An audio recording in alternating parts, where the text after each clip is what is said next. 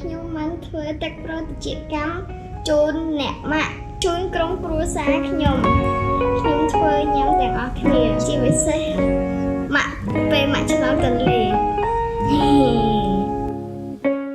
សួស្តីអ្នកទាំងអស់គ្នា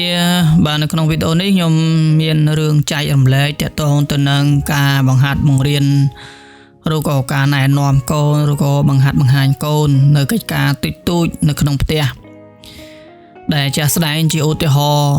ក្នុងជីវិតខ្ញុំស្រាប់គឺខ្ញុំមានកូនទី3អញ្ចឹងប្រពន្ធខ្ញុំទៅឆ្លងទន្លេអញ្ចឹងខ្ញុំធ្វើម្ហូបហើយខ្ញុំទៅធ្វើការទៅឲ្យគាត់អញ្ចឹងកូនខ្ញុំព្រមឡើងគាត់ទៅរៀនមកពីរៀនវិញគាត់ធ្វើលំហាត់ហើយគាត់ដើរលេងក្រៅមួយផ្លែតហើយគាត់ពេលគាត់មុនទៅរៀនគាត់មកហូបបាយបាទគាត់ហូបបាយថ្ងៃត្រង់ពេលហូបបាយថ្ងៃត្រង់ក៏ទៅប្រាប់ម៉ាក់ព្រោះម៉ាក់ខ្ញុំប្រពន្ធខ្ញុំទៅឆ្ពងហើយស្វេសវ៉ាទៅតែគេទៅបំៅដោះអូនបាទបំៅដោះអូនមីអូនទូចអញ្ចឹងកូនខ្ញុំបងហ្នឹងសួរថាម៉ាក់ឃ្លានបាយអូនញ៉ាំបាយអញ្ចឹងម៉ាក់ថាកូនបាយឆ្អិនហើយម្ហូបមានស្រាប់គាត់ឲ្យដួសបន្តិចទៅកូនខ្ញុំគាត់ថាម៉ាក់អត់ចេះដួសផងអញ្ចឹងម៉ាក់អត់ចេះដួសគ្រាន់តែពាក្យមួយម៉ាត់ហ្នឹងធ្វើឲ្យប្រពន្ធខ្ញុំហ្នឹងមានអារម្មណ៍សោកសៅតែម្ដងគឺមានអារម្មណ៍ស្ដាយក្រោយគឺមានអារម្មណ៍ពិបាកចិត្តហើយណាមួយគាត់ទៅឆ្លងទន្លេថ្មីផងប៉ះពាល់អារម្មណ៍គាត់ពាក្យមួយម៉ាត់ហ្នឹងគាត់ចង់យំតិចគាត់តូចចិត្តគាត់ថាកូនប៉ុណ្ណាប៉ុណ្ណីហើយអត់បរៀនកូនអត់ចេះឲ្យកូនដាំបាយចេះទួខុសត្រូវសម្បីតែដួសបាយអត់ចេះដួសបាយហូបចេះដួសបាយញ៉ាំបាទនេះជារឿងពិតអញ្ចឹងគាត់បាទបន្តិចមកគាត់ទៅដួសបាយឲ្យកូនហូបហើយខ្ញុំមកពីធ្វើការវិញគាត់និយាយដំណើររឿងនឹងប្រាប់អញ្ចឹងខ្ញុំប្រាប់គាត់ថាអត់អីទេចាំខ្ញុំបរៀនកូនចាំខ្ញុំបរៀនកូនតាក់ទងទៅនឹងការបាទធ្វើកិច្ចការផ្ទះតូចដែលអាចគាត់ធ្វើបានដូចជាដាំបាយស្លស្ងោរឆានិយាយទៅការងារផ្ទះណាដែលអត់មានការបង្កការគ្រោះថ្នាក់ដល់គាត់យើងបង្រៀនគាត់ដូចតួយ៉ាងនេះតួយ៉ាងធ្វើទឹកសម្រង់ត្រជាកម្មហ្នឹងគឺខ្ញុំទិញមកដើម្បីឲ្យប្រពន្ធខ្ញុំហូបផងធ្វើសម្រាប់ពួកគាត់ហូបផងពួកគាត់ឆ្លងទន្លេហើយអញ្ចឹងគាត់ឆ្ពងហើយមកវិញវិលមុខហើយអញ្ចឹងគាត់ហូបទឹកសម្រង់មួយដបហ្នឹងទៅឲ្យកម្លាំងគាត់ឡើងមកដើមវិញហើយគាត់អាចបូមទឹកដោះឲ្យកូនឲ្យអូនតូចញ៉ាំបានអញ្ចឹងណាអញ្ចឹងការបង្ហាត់បង្ហាញនេះទី1ខ្ញុំឲ្យគាត់មើល TikTok របៀបធ្វើសម្រង់ហ្នឹងបងប្អូនអញ្ចឹងគាត់មើលហើយគាត់បែងចែកគ្រឿងរបស់គាត់អាណាត្រាំ8ម៉ោងទៅ10ម៉ោងឲ្យគាត់ត្រាំមុនបាទហើយណាដែល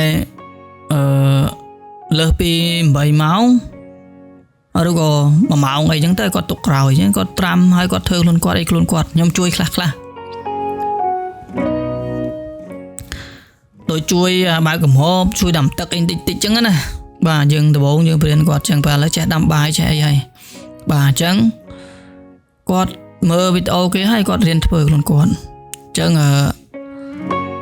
ព្រោះគាត់រៀងធំដែរហើយអញ្ចឹងហ៊ានបដ ாய் គាត់បាទគាត់ដាក់ខ្លួនគាត់អីខ្លួនគាត់ប្រៀនគាត់ដាក់មិនអីមិនខ្មោចខ្ទៀតអញ្ចឹងណាបងប្អូនហើយធ្វើបានច្រើនដែរយើងទិញទៅ$7ហើយយើងទិញ$7យើងញ៉ាំចិត្តបានមួយខែដែរបានខ្ទង់កន្លះខែដែរអញ្ចឹងវាបើយើងទិញទឹកត្រជាកម្មគេនៅក្រៅបានតែ6ដបហ្នឹងបើគាត់ថាបើគេមានគុណភាពជាងគេអត់សូវផ្អែមគេអត់សូវឡើងគីឡូគ្រួសារខ្ញុំឡើងគីឡូខ្លាំងជាមួយខ្ញុំមានតនេខ្ញុំពេលខ្ញុំតនេខ្ញុំថតពូនខ្ញុំឲ្យមើលព្រោះសារតែគាត់ឡើងគីឡូខ្លាំងណាស់បច្ចុប្បន្ននេះជិះបងប្អូននៅឃើញស្រាប់ហើយថាគ្រួសារខ្ញុំគាត់មានមានន័យថាគាត់តូចចិត្តដោយសារកូនអត់ចេះធ្វើអីទាំងអស់អញ្ចឹងខ្ញុំបរៀនចាប់ដើមបរៀនហើយមានរឿងខ្លះយើងមើលរំលងមានរឿងខ្លះយើងអាណិតកូនប៉ុន្តែយើងមិនគួរទេដូចជាពិសេសអាណាព្យាបាលនៅទីក្រុងភ្នំពេញហើយគាត់ឲ្យកូនទៅរៀនចេញពីរៀនមកលេងរៀនការងារក្នុងផ្ទះគាត់ធ្វើទាំងអស់ធ្វើបែបនេះ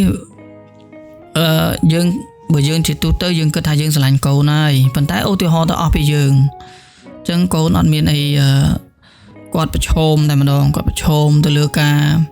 បាទគាត់ប្រឈមទៅលើជីវិតរបស់គាត់ហើយប្រឈមគឺប្រឈមអីមិនប្រឈមអាកិច្ចការងារប្រចាំថ្ងៃហ្នឹងអាហ្នឹងយើងជាមេដាបៃតាហ្នឹងជាមនុស្សចៅមកទៀតហើយយើងអត់បរៀនកូនយើងបដ ாய் កូនយើងកូនអត់ចេះក៏អត់ដឹងកូនអាចធ្វើបានជាពិសេសអាធ្វើម្ហូបប្រចាំថ្ងៃហើយយើងអត់ចេះធ្វើហ្នឹងគឺអាហ្នឹងជាបញ្ហាហើយបាទជាបញ្ហាចុះបើសិនក្នុងករណីអស់ពីយើងទៅកូនធ្វើម៉េចឥឡូវដូចខ្ញុំអញ្ចឹងខ្ញុំចេះតែបរៀនកូនឲ្យកូនចេះធ្វើខ្លួនឯងបើមិនអញ្ចឹងទេគឺយើងពិបាកហើយអនាគតទៅគឺជីវិតគឺយ៉ាប់ហ្មងអញ្ចឹងមិនមែនថាយើងចេះអក្សរយើងរៀនបានខ្ពស់ល្អទេណារៀនបានខ្ពស់វាល្អភាសាហើយប៉ុន្តែអ្វីដែលសំខាន់បំផុតគឺកិច្ចការផ្ទះហ្នឹងគឺយើងត្រូវចេះដែរណាអង្គុយទិញគេណាអង្គុយខ្ជះខ្ជាយលុយទិញគេនោះអញ្ចឹងយើង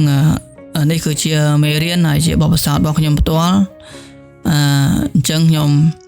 បច្ចុប្បន្នដាំបាយអីខ្ញុំនៅផ្ទះឬក៏អីមកឲ្យដាំបាយហើយជាអីមិនដឹងណាចេះតែឲ្យដាំទៅកុំឲ្យអត់ចេះវល់ហើយពីវល់ធ្ងន់ហ្មងហើយនៅក្នុងវីដេអូនេះបងប្អូនយល់ថាម៉េចដែរខ្ញុំនិយាយខុសនិយាយត្រូវបងប្អូនជួយណែនាំផងគោលនិយាយទៅវាមិនសូវត្រូវមិនសូវអីចឹងសូមអធិស្ឋានផងព្រោះធម្មតាការអប់រំកូនហ្នឹងគឺមិនតែខ្ញុំទេគ្រប់អាណាព្យាបាលទាំងអស់គឺលំបាកខ្លាំងណាចឹងទេខុសខាតបន្តិចបន្តួចអីសូមមេត្តាអធិស្ឋានឲ្យបងប្អូនយល់យ៉ាងម៉េចដែរហើយអាចខមមិននៅខាងក្រោមវីដេអូខ្ញុំបានហើយអរគុណច្រើនសម្រាប់ការទស្សនាបាទសូមអរគុណសូមជម្រាបលាបាទ